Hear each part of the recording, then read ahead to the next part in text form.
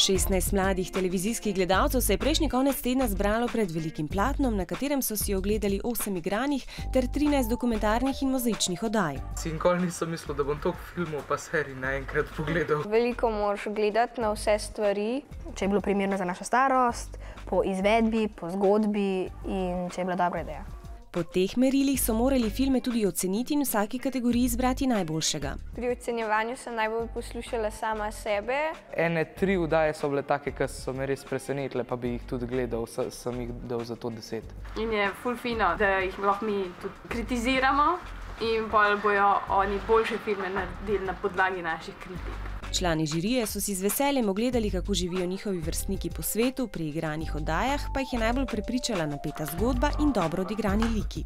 Te res gane, ko vidiš, da nekomu samo eno kolo res ful veliko pomeni.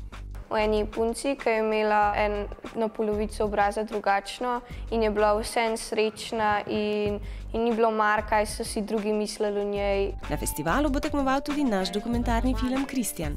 Zdi se mi pomembno, da se snemajo take kakovostne oddaje, zato da se iz njih kaj naučimo, da zvemo tudi o drugih ljudeh in vemo, da nimamo sami probleme.